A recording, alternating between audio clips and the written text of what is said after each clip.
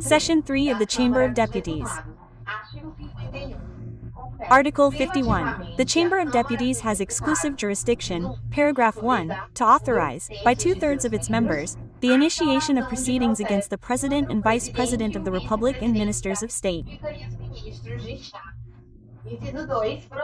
Paragraph 2. To examine the accounts of the President of the Republic when these are not submitted to the National Congress within 60 days after the opening of the legislative session. Paragraph 3. To draft its internal regulations. Paragraph 4. To provide for its organization, operation, policing, creation, transformation, or abolition of positions, jobs, and functions of its services, and to initiate legislation to establish their respective remuneration. Subject to the parameters established in the Budget Guidelines Law, Paragraph 5, to elect members of the Council of the Republic, pursuant to Article 89, Paragraph 7, Section 4 of the Federal Senate.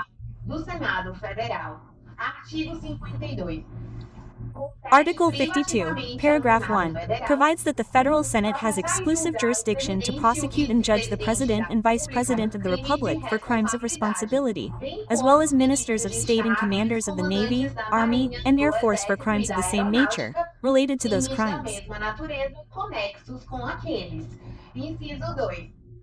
Paragraph 2. To prosecute and judge the justices of the Supreme Federal Court, the members of the National Council of Justice and the National Council of the Public Prosecutor's Office, the Attorney General of the Republic, and the Attorney General of the Union for crimes of responsibility.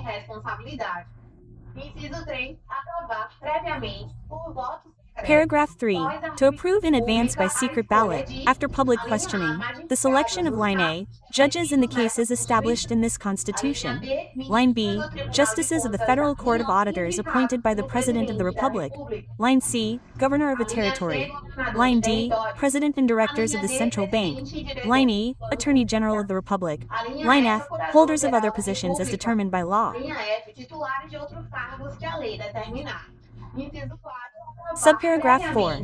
To approve in advance, by secret ballot, after discussion in a secret session, the selection of heads of permanent diplomatic missions. Subparagraph 5. To authorize external financial transactions of interest to the Union, the states, the federal district, the territories, and the municipalities. Subparagraph 6. To establish, upon proposal by the President of the Republic, overall limits for the amount of the consolidated debt of the Union, the states, the federal district, and the municipalities. Subparagraph 7. To establish overall limits and conditions for the external and internal credit transactions of the Union, the states, the federal district, and the municipalities, their autonomous agencies, and other entities controlled by the federal government. Subparagraph 8. To establish limits and conditions for the granting of Union guarantees in external and internal credit transactions. Subparagraph 9. To establish overall limits and conditions for the amount of the securities debt of the states, the federal district, and the municipalities. Subparagraph 10. To suspend the execution, in whole or in part, of a law declared unconstitutional by a final decision of the Supreme Federal Court. Subparagraph 11. To approve, by absolute majority and by secret ballot, the dismissal of the Attorney General of the Republic before the end of his or her term. Subparagraph 12. To draft its internal regulations. Subparagraph 13. To provide for its organization, operation, policing, creation, transformation, or abolition of positions, jobs, and functions of its services, and to initiate legislation to establish the respective remuneration. Subject to the parameters established in the Budget Guidelines Law. Subparagraph 14. To elect members of the Council of the Republic, pursuant to Article 89, Subparagraph 7. Subparagraph 15. To periodically evaluate the functionality of the national tax system in its structure and components, and the performance of the tax administrations of the Union, states, the federal district, and municipalities. Sole paragraph. In the cases provided for in items 1 or 2, the President of the Federal Supreme Court shall serve, subject to a conviction, which shall only be handed down by a two-thirds vote of the Federal Senate, to to the loss of office and an 8-year disqualification from holding public office, without prejudice to other applicable judicial sanctions.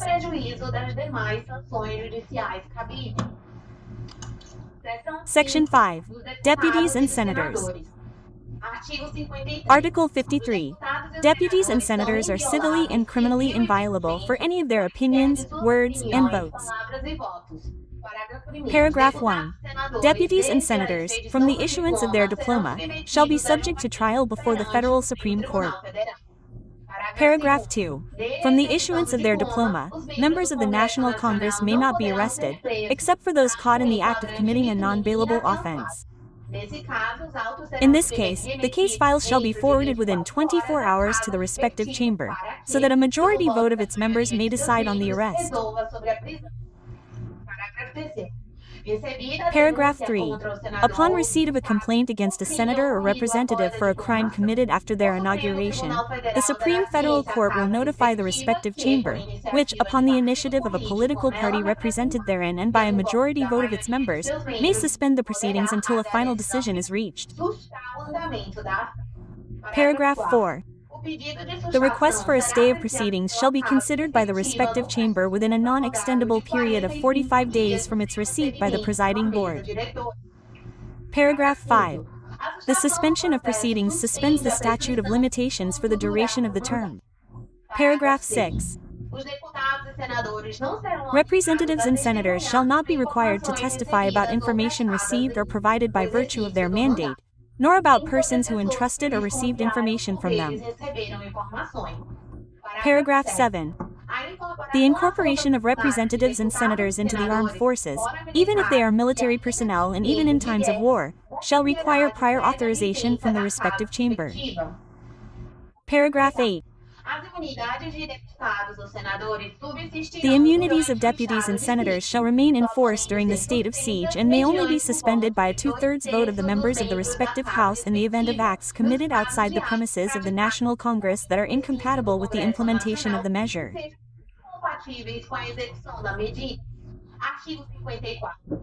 Article 54. Deputies and senators may not, paragraph 1, from the issuance of the diploma, line A, enter into or maintain a contract with a legal entity under public law, an autonomous agency, a public company, a mixed capital company, or a public service concessionaire, except when the contract complies with the uniform clauses.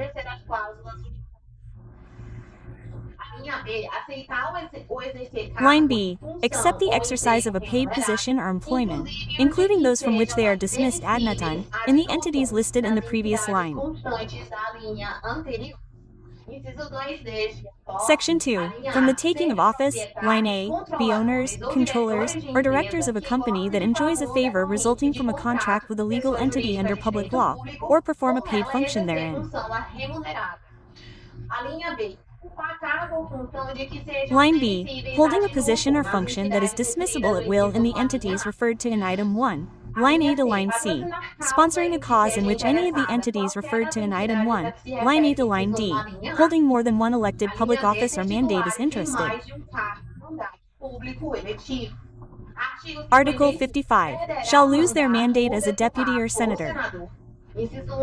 Item 1. Who violates any of the prohibitions established in the previous article. Item 2. Whose conduct is declared incompatible with parliamentary decorum. Item 3. Who fails to attend each legislative session for 1/3 of the regular sessions of the House to which they belong, except with leave or omission authorized by the latter. Item 4. Who loses or has their political rights suspended. Item 5. When the Electoral Court decrees in the cases provided for in this Constitution. Item 6. Who is criminally convicted in a final and binding judgment. First paragraph. In addition to the cases defined in the internal regulations, the abuse of the prerogatives granted to members of the National Congress or the receipt of undue advantages is incompatible with parliamentary decorum. Paragraph 2. In the cases referred to in items 1, 2, and 6, the loss of office shall be decided by the Chamber of Deputies or the Federal Senate, by absolute majority, upon request of the respective board or of a political party represented in the National Congress, with full defense guaranteed. Paragraph 3. In the cases provided for in items 3 to 5, the loss shall be declared by the board of the respective house, ex officio or upon request of any of its members or of a political party represented in the National Congress, with full defense guaranteed. Paragraph 4.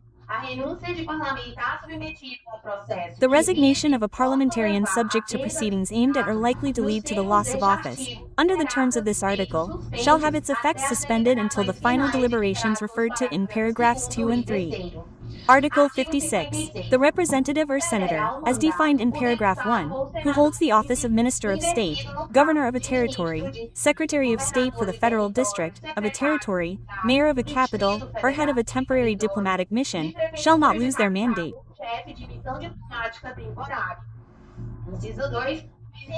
Subparagraph 2. Who is on leave from their respective chamber due to illness or to attend to a private matter without pay, provided that, in this case, the leave does not exceed 120 days per legislative session.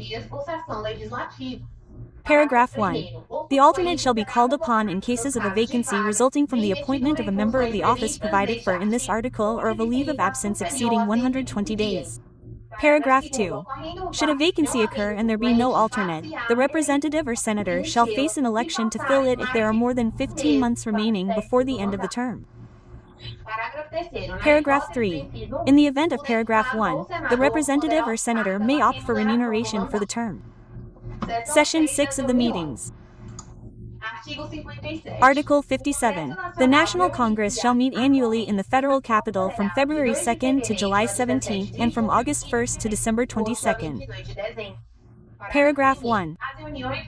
Meetings scheduled for these dates shall be postponed to the first subsequent business day when they fall on a Saturday, Sunday, or holiday. Paragraph 2. The legislative session shall not be interrupted without the approval of the Budget Guidelines Bill. Paragraph 3. In addition to other cases provided for in this Constitution, the Chamber of Deputies and the Federal Senate shall meet in joint session to 1. Inaugurate the legislative session. 2. Draft the common rules of procedure and regulate the creation of services common to both houses. 3. Receive the commitment of the President and Vice President of the Republic. 4. Acknowledge and deliberate on the veto. Paragraph 4. Each house shall meet in preparatory sessions beginning on February 1st of the first year of the legislature, for the inauguration of its members and the election of their respective officers for a 2-year term. Re-election to the same position in the immediately subsequent election is prohibited. Paragraph 5. The officers of the National Congress shall be presided over by the President of the Federal Senate, and the remaining positions shall be held alternately by those holding equivalent positions in the Chamber of Deputies and the Federal Senate.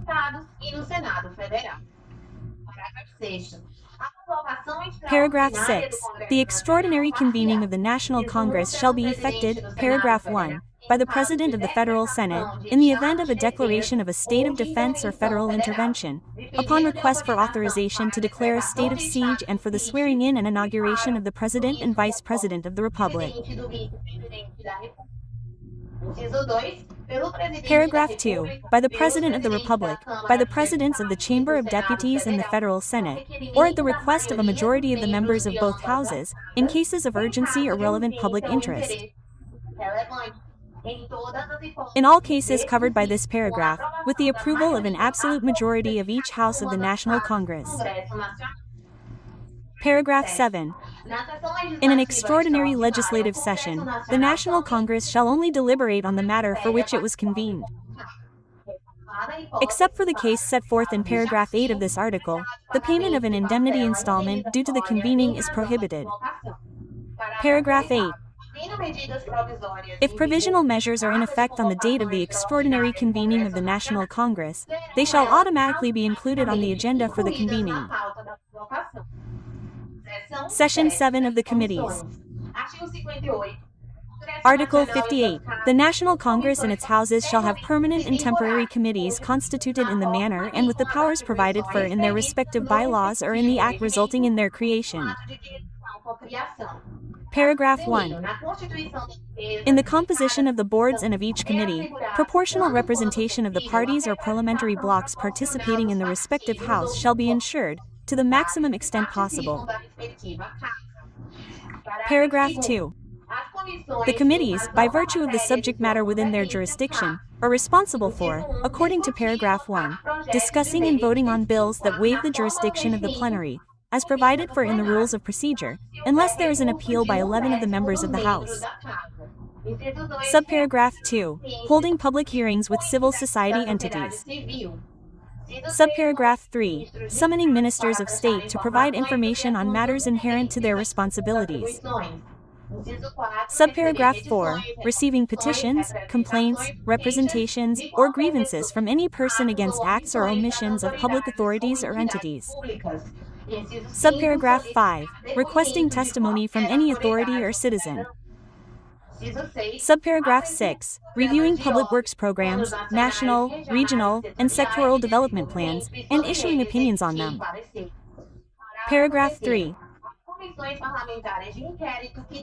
Parliamentary committees of inquiry, which shall have investigative powers specific to judicial authorities, in addition to others provided for in the rules of procedure of the respective houses, shall be created by the Chamber of Deputies and the Federal Senate, jointly or separately, upon request of 1/3 of their members, to investigate a specific fact for a fixed period. Their conclusions, if applicable, will be forwarded to the Public Prosecutor's Office, which may promote the civil or criminal liability of the offenders. Paragraph 4. During the recess, there will be a committee representing the National Congress, elected by its houses in the last regular session of the legislative session, with responsibilities defined in the common rules of procedure. The composition of the committee will, as far as possible, reproduce the proportionality of party representation. Yeah.